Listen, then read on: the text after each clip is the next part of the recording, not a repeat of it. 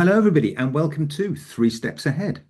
This is a business strategy podcast for business leaders looking to make smarter decisions in 2026. My name is Martin Gibbs from Footsteps Advisory, and welcome back to the podcast, Mr. Miller. Hello, Martin. How are you doing? You all right? And you're Richard Miller from? Richard Miller, Ediston Miller. So we're a consultancy helping clients with strategic and practical change. And I also wear another hat, acting as Director of Finance for a national conservation charity. Brilliant. And although you are somewhere down in the South Hams, you're not in a £1 million penthouse overlooking the Salcombe estuary, which it might appear that you are. No, but compared with previous podcasts we've done when it's been raining outside, it actually does look a lot like this outside the window at the moment. So And hi, Simon Cossey. Good afternoon to you both. I hope you're keeping well. Yep, Simon Cossey, part of Three Steps Ahead podcast, founder of the Yellow Growth Company, which is essentially a business development consultancy. So yes, that's where I come into play. Brilliant. So we are now on to episode 7. wow.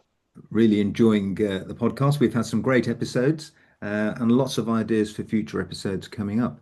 But the subject today is agile, which is a phrase that we throw around, but we are joined by the agile nerd himself, which is Richard. So, Richard, what is agile? I suppose my definition of agile is the ability to quickly adapt to changing circumstances and changing customer needs whilst minimizing cost and minimizing risk. So rather than the old way of working whereby you had a sort of long-term plan that you would stick to, in a changing world, you need to be able to react quickly and have the sort of methodology and the framework to be able to do so. Okay. And where did it start? What is the origin? Agile, I suppose, grew out of the software development and tech businesses. And so Agile, I suppose, came about in the sort of 1990s because at that particular point in time, they were finding that a lot of IT infrastructure projects were massively behind and massively over cost using the sort of frameworks that they were using. And so I think the question was there must be a better way of doing things. It isn't just that the people don't have the capability, it's just the way that they're doing things need to change. So they changed from a sort of long term, what we call a waterfall project, into a series of smaller experimental sprints to actually deliver a project. And it allows you to change direction very quickly and get positive feedback on a regular basis. And Simon, where have you come across agile then in your work? I think again, it's one of those things where you go, what does it really mean in practice? So there's that definition, and it's kind of that. What does it really mean to that human thing? What would most business leaders actually say? Would they a lot of people would probably describe themselves as agile, but may not necessarily be as agile as they think they are. I'm sure we'll come on to a bit more about that later.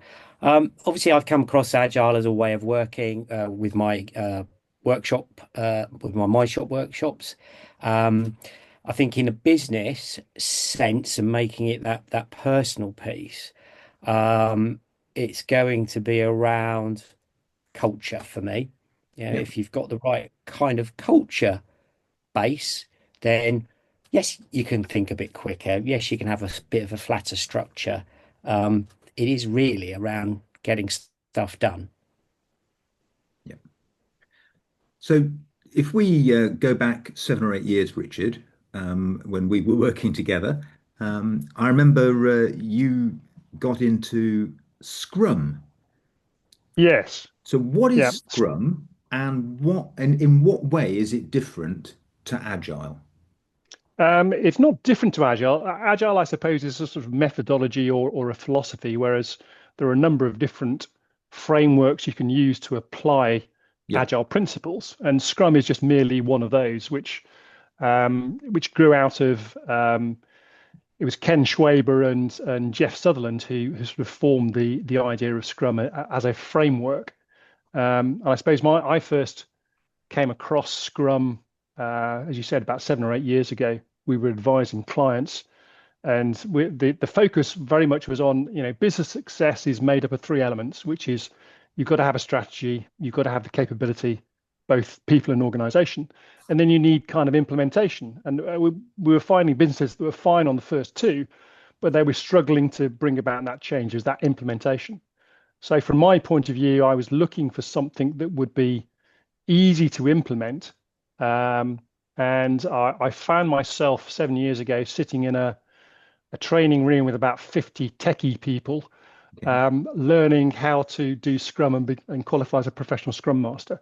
And I think they thought I was a bit odd at that particular point in time, because it was only being used for internal software projects. But the principles easily translate into a normal commercial business environment. And so I've been using it ever since in terms of clients, or the Agile philosophy and Scrum as a sort of framework to implement. And there are other Agile frameworks other than Scrum. So Yeah, people may have heard of things like Kanban, for example. yeah. I suppose they all tend to come from sort of Toyota in some respects. Hmm. So it sort of grew out of Lean to a certain extent, which is a whole concept of how do you maximize value and minimize waste. Yeah. And Scrum, I suppose, or Agile is more focused in terms of how do we actually deliver in project management terms to provide that value whilst being flexible. And I suppose a key element of any Agile framework is how do we learn as we go? It's that whole idea of experimentation and feedback, and how do we learn and make ourselves better?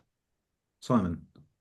Yeah, I think it's just interesting to hear that, because obviously when you first come into this kind of topic, anyone listening, I'm sure you mentioned Toyota, obviously, a lot came from that shop floor, so to speak. And I suppose originally Agile, it feels like a manufacturing process. It's very orientated towards sort of the R&D type world, the engineering world.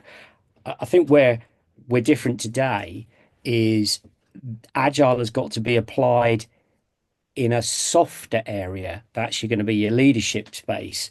We're now looking for ways where that Agile process, it's not quite as simple as plotting a route from A to B, because we're going to have lots of humans involved, lots of variables, and as a consequence, you'll have lots of things that can change very quickly. So, yeah, I mean, obviously, with my yellow hat on from the Yellow Growth Club, I'm always going to steer towards, I think Agile's moved on from that, from its early roots, which were around that kind of business process part, Mm. into what does that really mean in today's workplace?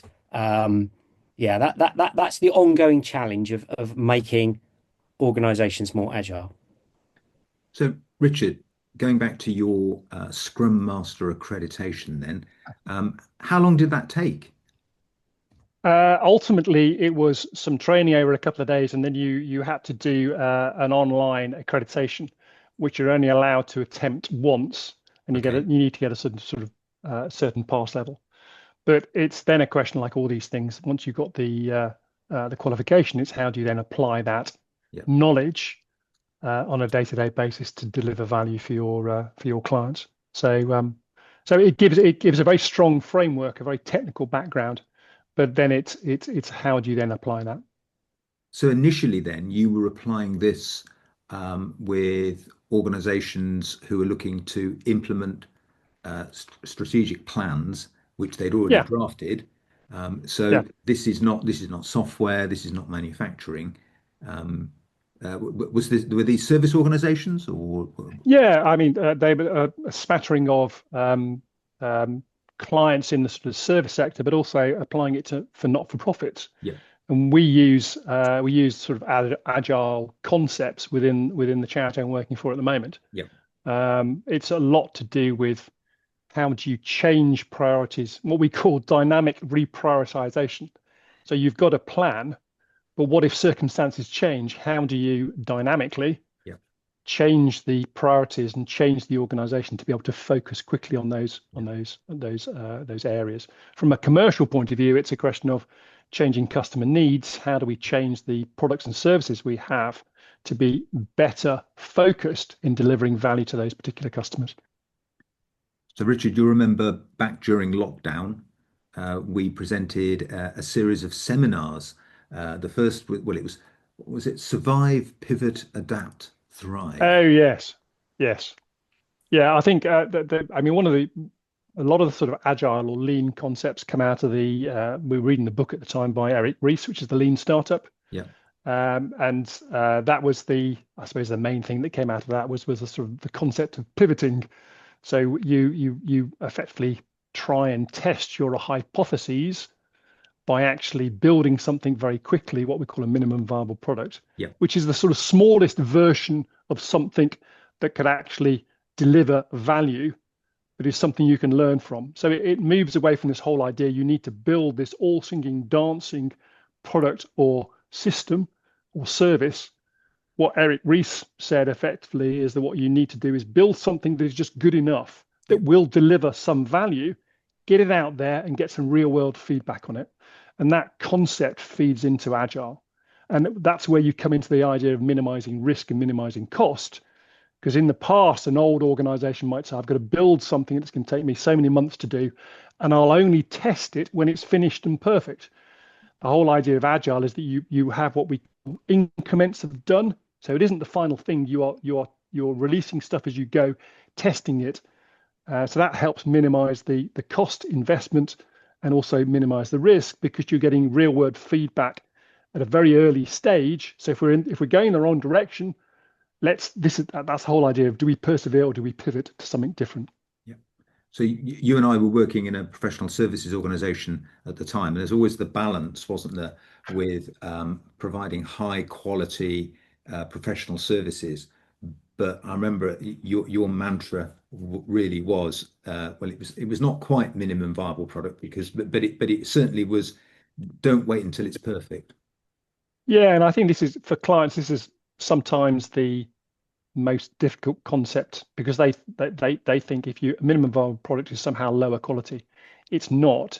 It's just got probably less features. It doesn't mean you've got low quality. It's probably you've got relatively low specification that you Yeah. can test. Yeah. And then if you're on the right track, you can then choose to build upon different elements of that. So, but I think minimum viable product is really, really important because you want to, if things are changing within the marketplace, you need to test something to see whether it will work. And I think that's where we move away from the old sort of command and control idea of, not quite like the communist 5-year plan, we know what we're going to be doing, but it's you've got a sense of direction, but you are open to changing circumstances and how you need to adapt. Yeah. Yeah, you mentioned obviously you've mentioned COVID there, and it's not that long ago, is it really? 5, 6 years ago. I think there's something that you could for agile as another word I think you could use, and perhaps the two things are very closely linked, certainly more so in today's workplace. One thing that perhaps COVID made us think we needed to be, and we've perhaps worked to be, is more resilient. And by virtue of perhaps being more resilient, we are perhaps more agile as a consequence of that, open to change. That was I suppose, what you'd call a black swan event, a big bang. Um, so we had to respond accordingly. So Mm. that that's probably a good example in my own head that I can think of where we're sort of using the agile element in that very human workplace context, that well-being context. But yeah, I think resilience, high levels of resilience could well be associated with higher levels of agility. Yeah, yeah. Yeah. It was about that time, 6 years ago, 5 years ago, 6 years ago, that we had a new website for the professional services firm we were with.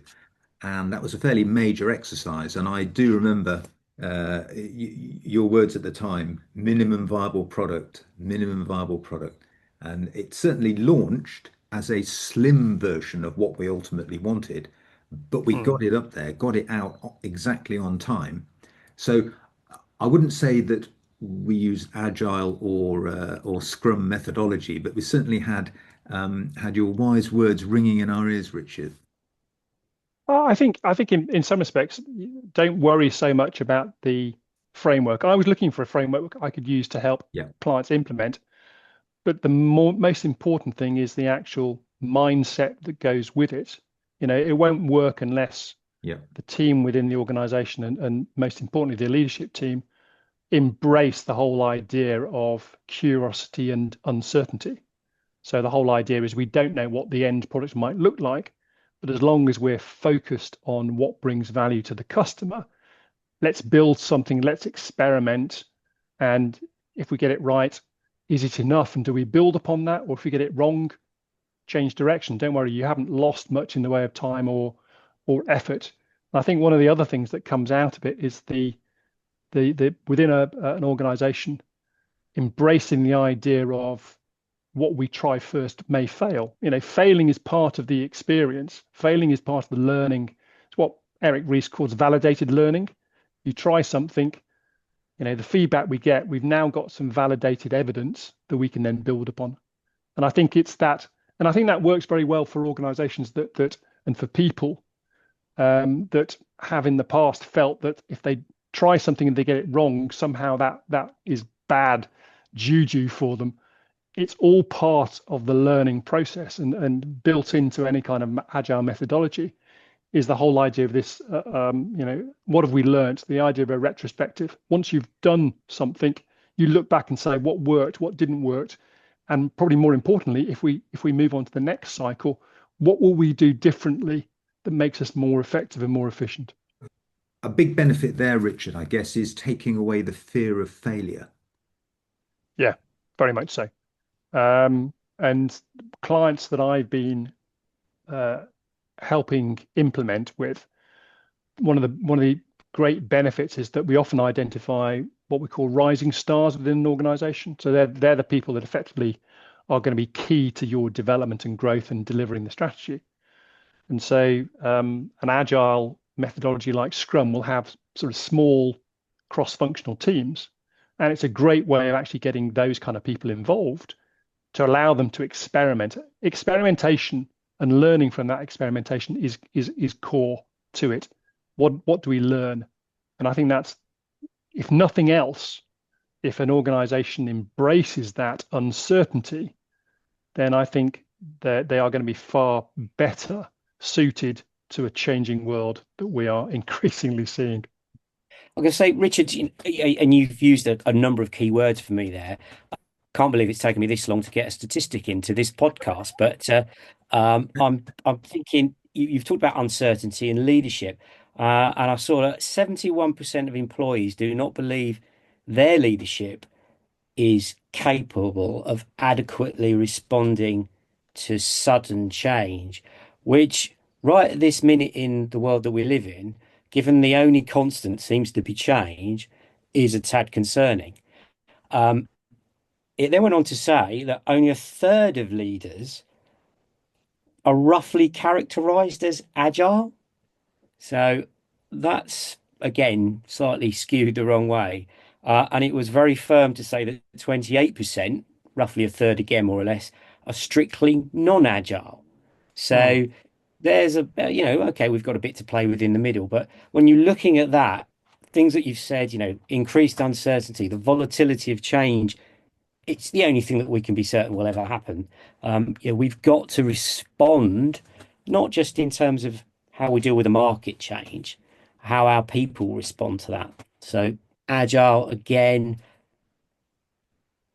buzzword it may be, it is a representation of how we respond to an event. And obviously, listening to you from the Scrum perspective, it's good to have a framework which might help leaders and teams through that process. I suppose threats are sort of dual-edged, aren't they? A risk can be an opportunity. And so if we're looking about differentiation, if you're an organization that can respond quickly to changing circumstances in a way that actually provides enhanced value to your customers, then it drives both customer loyalty, plus you're likely to be able to redirect your internal resources to something that's going to be profit making if you're a commercial organization, or to deliver more impact if you're a not-for-profit. Going back to Scrum then, Richard, there's lots of buzz phrases people will have heard to do with Scrum. Do you want to give us your top 3 or 4 and tell us what they are? Yeah, I think the main thing is to not be frightened of them. They've come out of software development and tech development. And when I first started using sort of Scrum terms, they were quite frightening for clients. And so we've tended to adapt them as we go. But I'll give you the basics. So the first one is what we call a sprint. And what is a sprint? A sprint is a fixed time box. So that is a sprint can normally be a week, 2 weeks, or 4 weeks. But once you've decided upon the level, the timing of the sprint, you don't change. And so the idea is that we start building a rhythm for delivery. And what you do at the beginning of a sprint is you plan what work you're going to do, with the intention that rather than just checking in to see how far you've got at the end of that time box, you've actually delivered something that is done and of value. It's what Scrum is in its simplest terms is delivering increments of done. So we talk about definition of done. What do we need to get done within our minimum viable product? So that's the idea of a sprint. And so you start building a regular rhythm. And we all like cadence within an organization. So that's the sprint. The next thing is what we call a backlog. Clients don't like the idea of a backlog. I call it a list of tasks to prioritize and choose from. And the idea is that the backlog is all the component parts that you could possibly have within that product, that service, or that delivery mechanism. And the whole idea is you have someone who's called a product owner, and the product owner works out what is the individual item that delivers greatest value. It's always focused on value to the customer, and the customer can be external buyer, or it might be an internal customer or a stakeholder.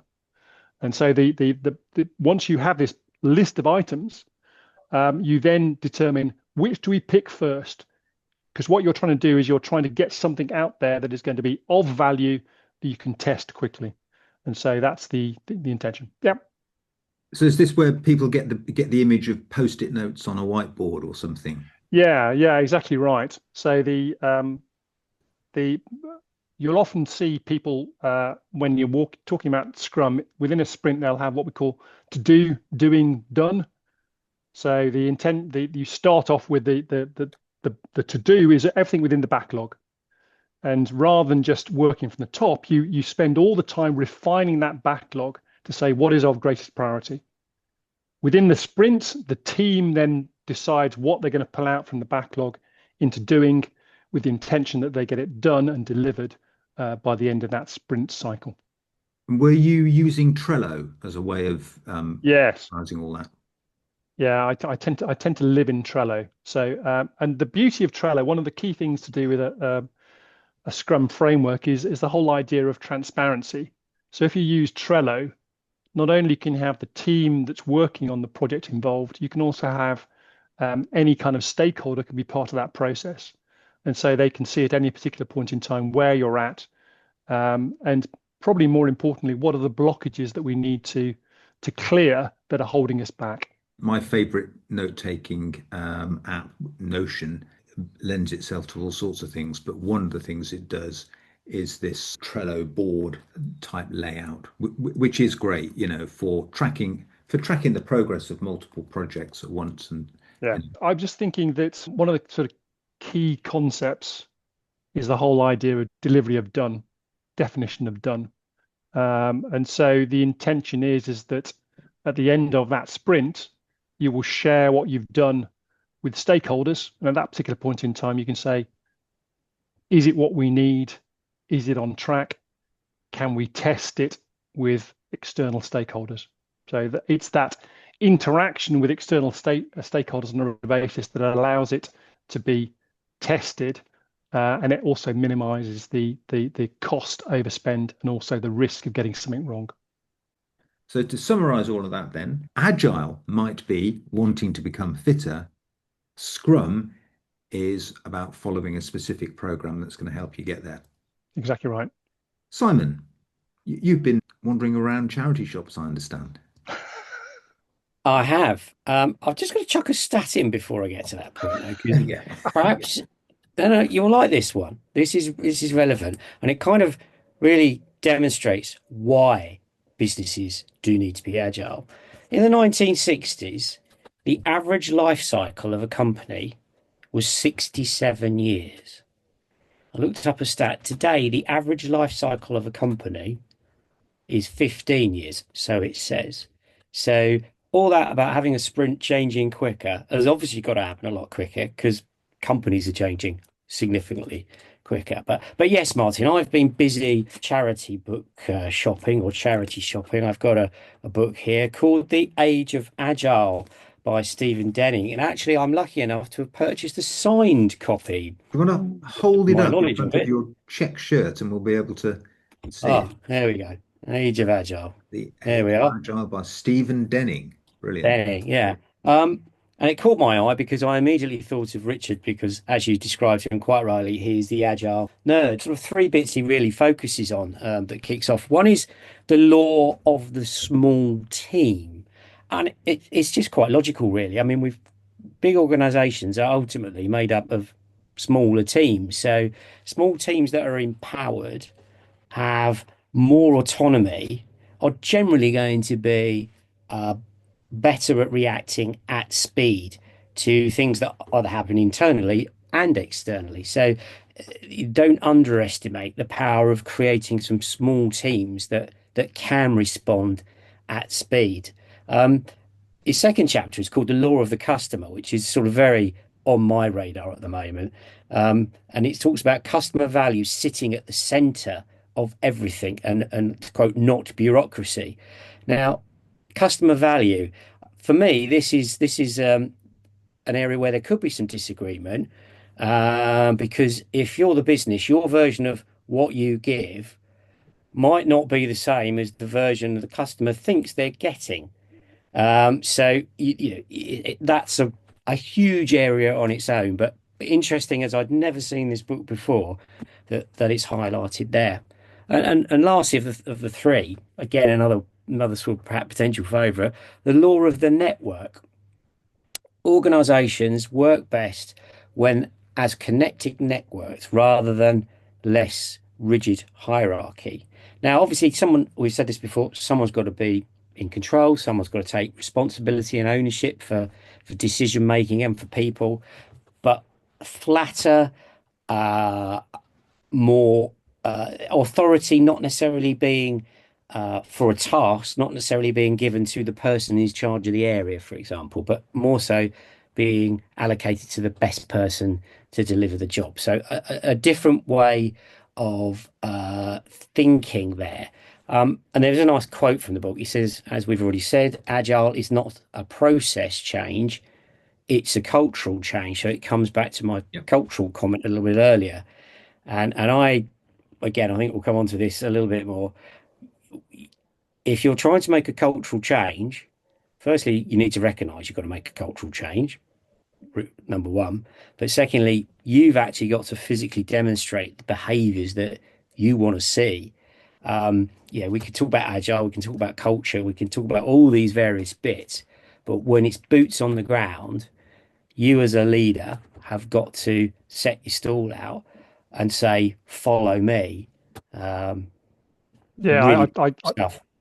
I couldn't agree more on that, Simon, because what's the role of the leader? Role of the leader is, particularly with regard to the culture, is to role model the ideas and behaviors effectively that are going to underpin the development of the business, and that sort of builds a culture. And I think the whole idea of sort of curiosity and continuous learning really feeds into that idea of changing culture. Yeah. The other thing that I think is really, really important there is the emphasis on small self-organizing teams. And so, within organizations, we talk about silos in that, people stay within their teams. And, the beauty of actually thinking in an agile way and also the frameworks is that you get people from those cross-functional teams that are working together to solve something that is of value to the customer, Yeah. rather than just doing what they've always done within their particular areas within the organization.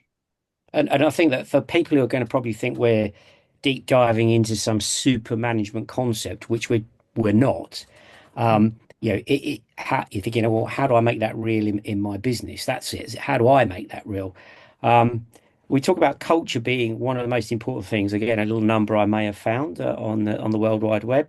It says that we talk about agile. Agile is just making a change from one position to another position, perhaps doing something differently. Around 50%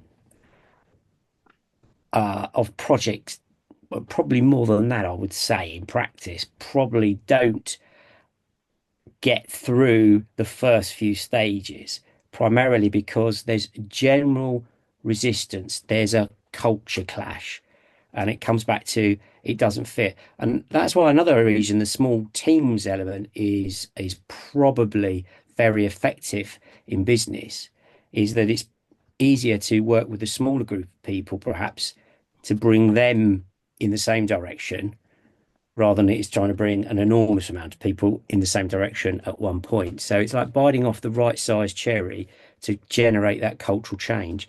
And that will become self-perpetuating. You then have a group of people who are going to then go out into your business, hopefully, and make more converts. So yeah, that's a powerful messaging from me. So perhaps just wrapping this bit up in terms of the relevance in 2026 for business leadership.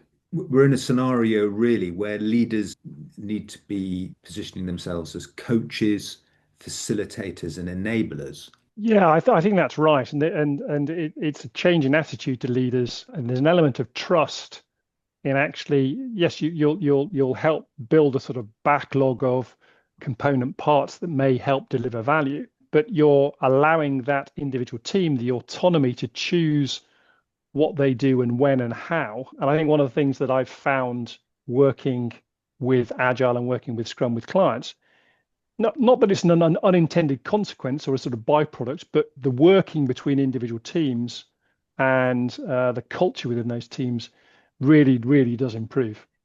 So if we're looking for some practical takeaway points, what would we suggest? In terms of takeaways, I think my first one is, um, as an organization, focusing on customer value. And when we're doing it, our sort of starting point internally uh, with implementation is three questions. So who is the customer? So that, is that external buyer? Is that, who are the stakeholders? The second one is, what is the problem we're solving for them? And then the last one is, how will we know whether this has created value? So it's all to do with understanding the value that we can deliver. And if in a commercial organization you can deliver value, that's going to give you a level of enhanced income and profitability. So focus on value. Start conversations on value within your teams. That's the starting point. Once you've identified the question of value, it's a question. It's then of saying, what do we need to build as a minimum viable product that will actually meet those customer needs? Once we built it, try it out, get some real world feedback. And if you can do those two things, you can then start implementing the idea of Agile. So that's your starting point, I think. I'm going to say, I think it's important as well. Again, there's a slight differentiation we make there, Richard, around what is value in today's marketplace. Because people go, again, typically if you said what is value, you'd have applied a monetary value to value. But that's not necessarily the case. The modern battlefield, as I've described it elsewhere, is going to be the EQ elements, those other elements of value that people get from interacting with one another internally and externally out the organization. It's how we make people feel, how people perceive us on our podcast and our videos. So value means very different things to different people. And I think, again, probably still stuck a little bit in the value means cost. That's a really important point. a lot of thoughts around this piece, and obviously always like to close with a little bit of a statistic or two. But Agile, it does not equal a framework. It absolutely equals a mindset. And all the research shows, and anybody's free to go on the World Wide Web and look this stuff up. But nearly 70% of those businesses that were good at adopting an agile mindset were seeing a massive increase in collaboration across their businesses. 54%, quite simply, a better alignment of their business needs. Now, again, this all sounds like fluffy stuff, but it means you're doing more things in the business that are on the same road, going on the same journey, which has surely got to be good. Um, and near 40% were getting far better work outcomes.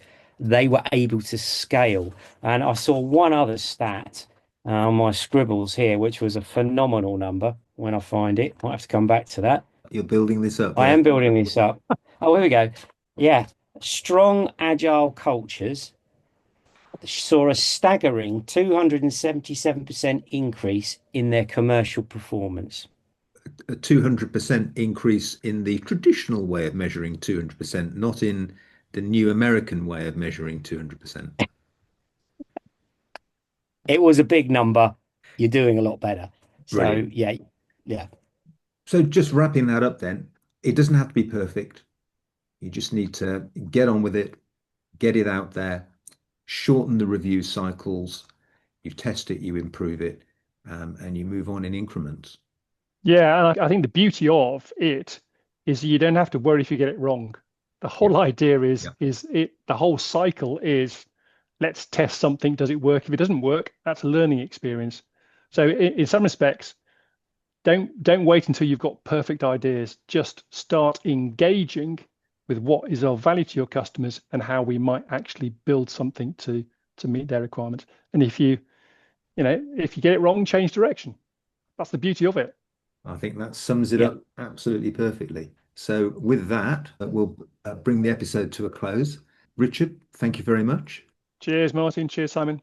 And Thank you. Simon, thank you. And we'll be back with another episode before too long. So please like, comment, and subscribe, and see you all soon. Cheers then. Cheers. Take care.